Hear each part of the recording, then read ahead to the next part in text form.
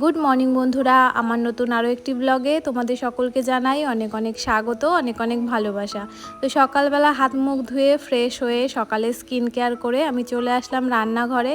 এখন 8টা মতন বাজে, মিস্ত্রি দাদাদের চা দিতে হবে। আমি প্রত্যেক দিন 8টার দিকেই ওনাদের চা দিই। ওনারা তো সেই ভোর 5টার সময় আসে, তখন থেকে কাজ করেই যায়। আর আমাদের ঘরটা যেহেতু কন্টাকে দেওয়া, দাদারা সেই রকমভাবে রেস্ট কখনোই নেয় না।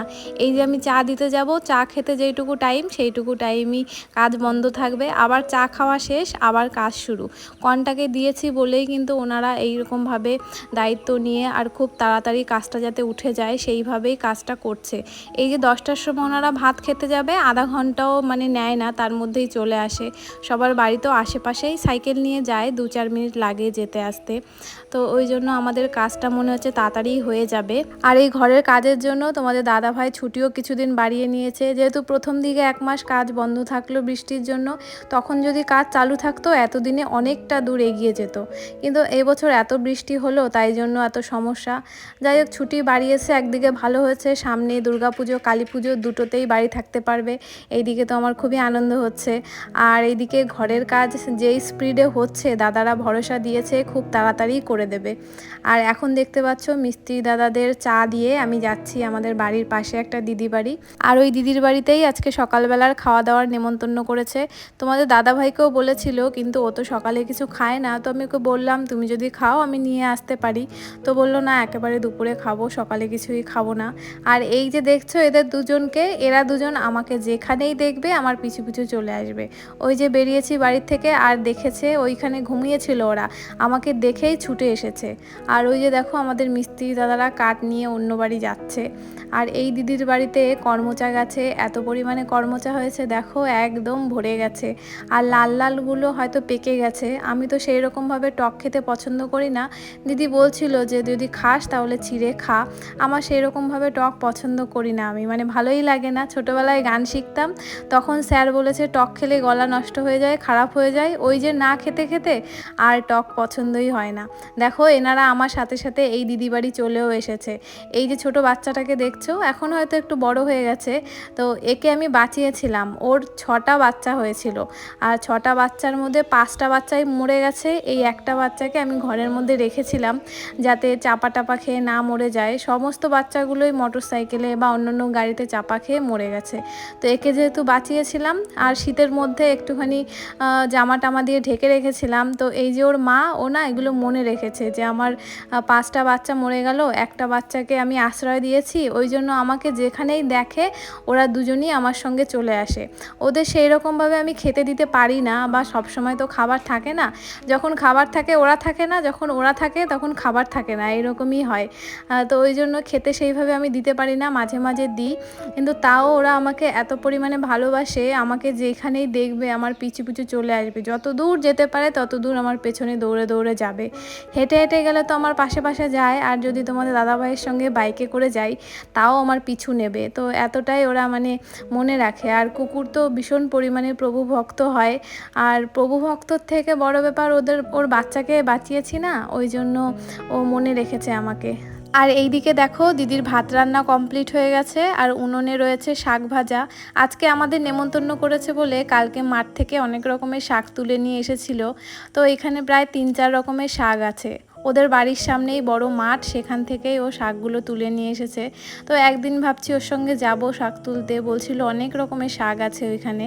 একটু রসুন আর একটু পেঁয়াজ দিয়ে এখানে ভাজা হচ্ছে। শাকটাও প্রায় হয়ে এসছে, বেশি সময় আর লাগবে না। আর এইদিকে দিদি ভাতটা ঢেকে রাখছে, কারণ ওপর থেকে কিছু পড়তে পারে। তাছাড়াও ভাত খোলা থাকলে তাড়াতাড়ি ঠান্ডা হয়ে যায়, আর এই খুদের ভাত ঠান্ডা হয়ে গেলে না একদম খেতে ভালো লাগে না, একদম গরম গরম খেতে হয়। আর দিদি দেখো এদিকে আসন টাসন সব পেতে দিয়েছে আমাদের।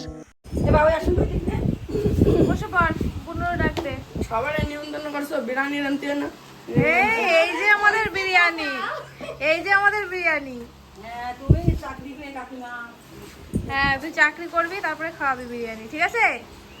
হ্যাঁ শুনলে তো তোমরা দিদির ছেলেটা কি বলল, যে মা আজকে কাকিমাদের নেমন্তন্ন করে এনেছো, খুদের ভাত কেন খাওয়াচ্ছ, একটু বিরিয়ানি করতে পারতে, একটু ভালো মন্দ রান্না করতে পারতে। তো ও তো আর জানে না আমাদের কাছে এই বিরিয়ানি বা ভালো মন্দর থেকে খুদের ভাতটাই কিন্তু বেশি প্রিয়।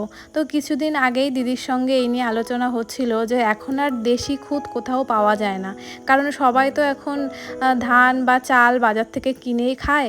এখন আর কেউ বাড়িতে এই গরমের মধ্যে ধান টান সিদ্ধও করে না, আর কারোর বাড়ি খুদও এখন আর ওঠে না, আর উঠলেও অনেক কম, আর যাদের বাড়ি ওঠে তারা নিজেরাই খায়, তারা আর বিক্রি করে না। তো দিদি বলল আমার তো নতুন ধান উঠেছে বা ধান সিদ্ধ করেছি, আমার বাড়ি খুদ আছে, তোরা যদি খাস একদিন তোদের মানে রান্না করে আমি খাওয়াবো খনি। তো সেই জন্যই দিদি আজকে আমাদের খাওয়াচ্ছে। আর এই যে দেশি খুদের চাল আর বাজারের কেনা খুদ, দুটো আকাশ আর মানে পাতাল বলতে পারো। দেশি খুদের একটা অন্যরকম গন্ধ, ও যে রান্না করছে পুরো রান্নাঘরই মানে সেই ভাতের গন্ধে পুরো ময়ময় করছিল।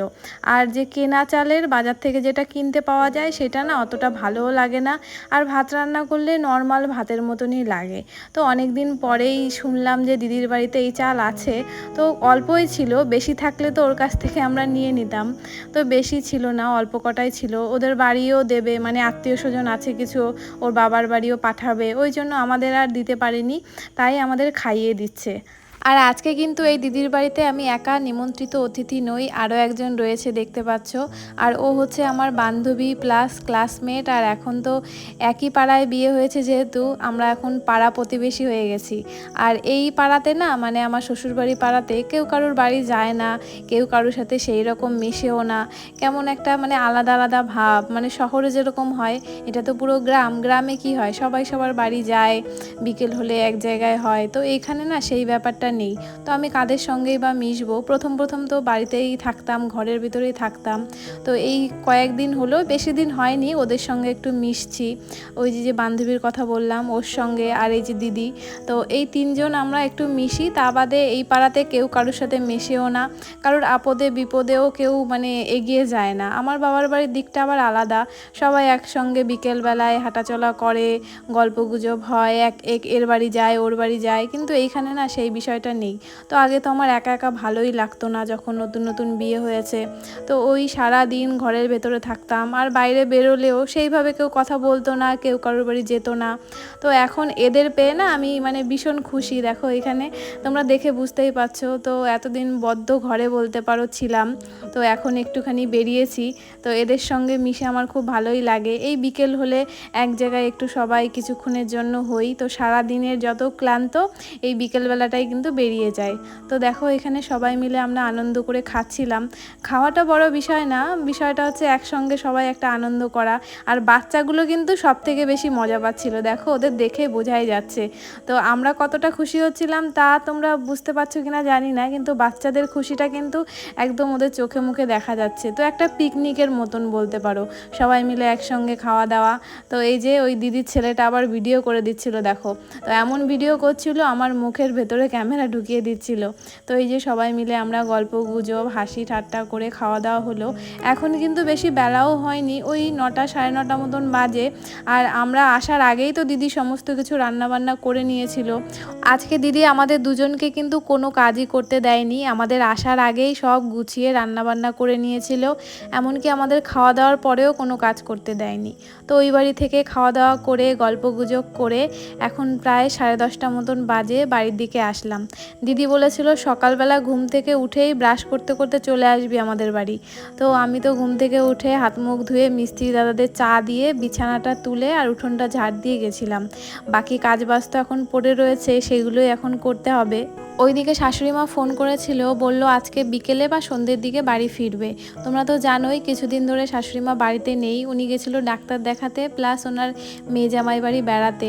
যেখানে ডাক্তার দেখায় তার একদম পাশেই ওনার জামাই বাড়ি, মানে মেয়ে জামাই বাড়ি। তো একবারে ডাক্তারও দেখানো হয়ে যায় আর ওই বাড়ি থেকে বেড়ানোও হয়ে যায়। তো আজকেই ফিরবে সন্ধেবেলা। আর শাশুড়িমা কিন্তু আজকেও বাড়ি আসতো না, ওনার বাড়ি আসার পেছনে একটা কারণ রয়েছে। ওনার ইচ্ছা ছিল আরও কিছুদিন বেড়ানোর, সুন্দর। বলতে পারো একদিক থেকে বাধ্য হয়েই চলে আসতে হলো ওনাকে, কারণ কিছুদিন ধরেই ভাবছিলাম বাড়িতে একটু বড় ঠাকুরের পুজো দেব। আর এই বাড়িতে না কোনো পুজো আশ্রয় কোনো দিন হয়নি, আমার বিয়ের পরেও হয়নি আর বিয়ের আগেও কোনো দিন হয়নি। আর ওইদিকে আমার বাবার বাড়িতে পুজো আচরা তো লেগেই থাকে, যেহেতু মন্দির আছে ওই জন্য ছোটোবেলা থেকেই দেখেছি মাকে পুজো আচরা করতে। যখন যেই সিজনে ঠাকুরের পুজো হয় উনি সেই সিজনে সেই ঠাকুরেরই পুজো করবে, সামর্থ্য অনুযায়ী করে। যখন সামর্থ্য থাকে একটু বড়সড় করে করে, যখন সামর্থ্য থাকে না একটু ছোটোখাটো করে করে। এই রকমভাবেই ছোটোবেলা থেকে দেখে আসছি। কিন্তু এই বাড়িতে এসে শুনলাম যে কোনো দিন এই বাড়ি গোজাগরি যে লক্ষ্মী পুজো হয় কালী পুজোর পরে, সেই পুজোও কোনো দিন হয়নি। তো আমি তো শুনে একদম অবাক হয়ে গেছি যে ওই পুজোটা তো প্রত্যেক ঘরে ঘরে হয়, লক্ষ্মী পুজো ছোটোখাটো করে, তাই না? ছোটো করুক বড় করুক সবার ঘরেই হয়। তো এই বাড়িতে আমি প্রথম এসেই ওই পুজোটা করি, মানে লক্ষ্মী পুজো করেছি, একদম ছোট করেই করেছি, বেশি বড় করে করিনি। আমার যখন ঘরদুয়ার হবে, নতুন ঘর হবে, তখন ইচ্ছা আছে একটু বড় করে লক্ষ্মী পুজো করব।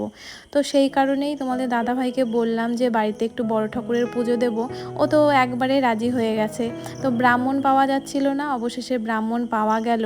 পরশু দিনই পুজো, তো হঠাৎ করে ব্রাহ্মণ আজকেই বলল যে পরশু দিন আমি ফাঁকা আছি, শনিবার, আর ওই দিন ভালো দিন আছে, তো ওই দিনই করতে পারবো। তো তার জন্য শাশুড়ি মাকে বলা হলো, আর বাড়িতে পুজো হবে আর উনি মানে ওই বাড়িতে থাকবে তা তো ঠিক না, ওই জন্য বলতে পারো একদিক থেকে ওনাকে বাধ্য হয়ে বাড়ি চলে আসতে হলো। নইলে ওনার ইচ্ছা ছিল যে আরও কিছুদিন থাকবে মেয়ে জামাই বাড়ি, যেহেতু নাতি রয়েছে ছোট, ওই জন্য ওনার ওই বাড়িতে গেলে বাড়িতে আর আসতে ইচ্ছেই করে না। তো সেই জন্যই বললাম যে বাধ্য হয়ে ওনাকে আসতে হলো, যেহেতু পরশু দিন বাড়িতে পুজো। আর আমাদের এইখানে হাটবার মঙ্গলবার আর শনিবার, যেদিন পুজো ওই দিনই হাটবার, কিন্তু সকালে তো হাট বসে না, হাট বসে বিকেলে বা রাত্রেবেলা, ওই জন্য ওই দিন তো আর হাট পাচ্ছি না। আমরা কালকেই যাব বনগাঁয়ে গিয়ে সমস্ত ফল টল কিনে নিয়ে আসবো। এখানে প্রচুর দাম, আর অত ফল এখানে পাবো না হাটবার ছাড়া। তার জন্য তোমাদের দাদাভাই বললো কালকে একেবারে বনগাঁ যাবো, ওখানে সন্ধ্যের দিকে বা বিকেলের দিকে যা যা লাগে পুজোর সব কিছু কিনে নিয়ে আসবো ওখানে। মানে হঠাৎ করেই পুজোর ডিসিশানটা হলো, অনেক দিন ধরেই বলছিলাম। তো ব্রাহ্মণ যেহেতু পাওয়া যাচ্ছিল না ওই জন্য পাওয়া গেল, তাই একদম মানে হঠাৎ করেই পুজোটা করতে হচ্ছে। তো এই দিকে দেখতেই পাচ্ছ আমি রান্না সমস্ত কিছু গুছিয়ে নিয়েছি, আর শাশুড়ি মা তো সন্ধ্যেবেলা আসবে, আর এখন আমাদের দুজনের জন্য রান্না করতে হবে। তোমাদের দাদাভাইকে দেখলাম মাছ নিয়ে এসেছে, জিওল মাছ, বাজার থেকে কেটেই নিয়ে এসেছে। আমি তো মাছ কাটতে পারি না, আর জিওল মাছ তো কাটতেই পারবো না, কোনো দিন কাটিও নি। তো এখন আমি রান্না বান্না শুরু করে দিয়েছি, দেখতেই পাচ্ছ। প্রথমে সবজি কেটে নিয়েছিলাম, আর আমি রান্নার আগে সব কিছু কেটে একদম মানে সামনে নিয়ে রাখি, তাহলে আমার রান্না করতে সুবিধা হয়। ওই একদিকে রান্না হচ্ছে একদিকে কাটাকুটি হচ্ছে, এইরকম করলে না আমার রান্নায় অসুবিধা হয়ে যায়, অনেক সময় পুড়ে যায় বা তরকারি ভালো হয় না। ওই জন্য আমি সমস্ত কিছু গুছিয়ে টুছিয়ে তারপরে আগুনটা ধরাই, তারপরে রান্না শুরু করি। তো এখানে রান্না করছিলাম ভেন্ডি আলু পেঁয়াজ একসঙ্গে ভাজছিলাম, আর জিওল মাছের তরকারি একদম পাতলা করে রান্না করব। আর ভাতও বসিয়ে দিয়েছি।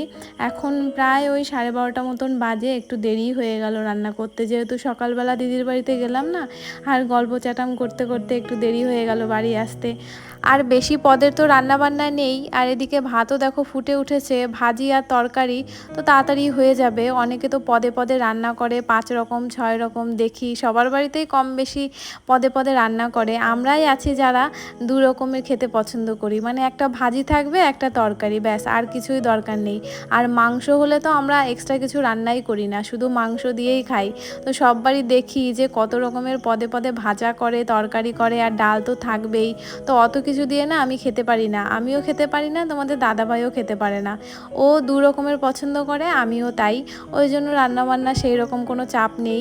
আর আমরা তো একবেলা করেই ভাত খাই এই দুপুরবেলা, তাই ভাত একটা ভাজি আর একটা তরকারি রান্না করলেই হয়ে যায়, আর বেশি কিছু লাগে না। আর কিছুটা তরকারি আবার রেখে দিই রাত্রেবেলা রুটি দিয়ে খাওয়ার জন্য। আর যখন তরকারি থাকে না রাত্রে, তখন একটু ডিম ভেজে নিই, আর নইলে দুধ তো থাকেই, দুধ থাকলে আমাদের আর কিছু লাগে না। আমিও দুধ দিয়ে রুটি দিয়ে খেতে পছন্দ করি, আর আমার শাশুড়ি মাও খুব পছন্দ করে দুধ দিয়ে রুটি দিয়ে খেতে। তো তো এইভাবেই চলে আমাদের খাওয়া দাওয়া, কোনো সময় বেশি একটা রান্নাবান্না চাপ থাকে না। আর এই দিকে দেখো তোমাদের সঙ্গে কথা বলতে বলতে আমার রান্না কমপ্লিট হয়েও গেল। আর যেহেতু জ্যান্ত মাছ এনেছিল ওই জন্য তোমাদের দাদাভাই বলেছিল কোনো রকম মশলা না দিয়ে একদম পাতলা করে ঝোল রান্না করতে। তো আমি সেইভাবেই করেছি, শুধু একটু জিরে গুঁড়ো দিয়েছিলাম আর সেই রকম কোনো মশলাই দেইনি। একদম পাতলা করে জিয়েল মাছের ঝোল, সাথে আছে গরম ভাত আর ভেন্ডি আলু ভাজা। এই হচ্ছে আজকে দুপুরবেলা আমাদের মেনু।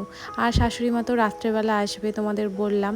তো রান্না করতে করতে একদম ঘেমে চমে গেছি। আর এই টিনের ঘরে জানো তো একটু বেশি গরম লাগে। আর এখন যাব আমি স্নানে, তারপরে পুজো দিয়ে খাওয়া দাওয়া করবো। ওইদিকে মিস্ত্রি দাদাদের কাজও প্রায় শেষের দিকে, একটু পরে ওনারা বাড়ির দিকে চলে যাবে। আজকে আর তোমাদের ঘরের কাজ দেখানো হলো না, কালকে একেবারে দেখাবো। তো চলো আজকের জন্য টাটা, আবারও একটা নতুন ভিডিওর সঙ্গে খুব তাড়াতাড়ি দেখা হচ্ছে। সবাই ভালো থেকো, সুস্থ থেকো, টাটা সবাইকে।